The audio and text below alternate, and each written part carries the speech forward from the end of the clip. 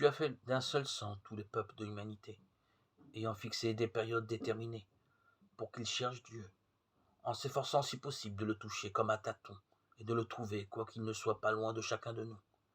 Acte 17, 26-27.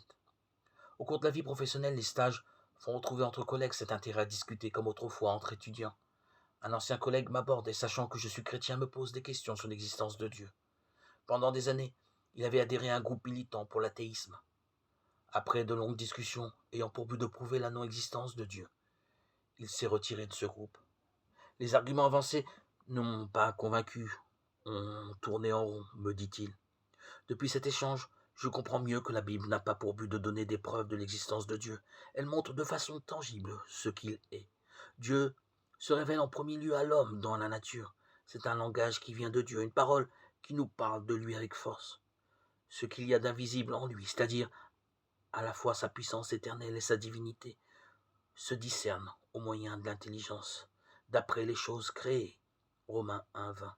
Dieu s'est fait connaître aussi par le moyen d'hommes, les prophètes. Bien plus, révélation suprême, Dieu est venu sur la terre dans son Fils Jésus. La Bible est le recueil de tous ces témoignages divins. Nous pourrions réfléchir sans fin à l'existence de Dieu, mais notre foi s'éveille vraiment quand nous regardons ce que Dieu nous a communiqué, quand nous écoutons attentivement ses témoignages, en recevant simplement sa parole. La foi vient de ce qu'on entend, et ce qu'on entend par la parole de Dieu. Romains 10, 17.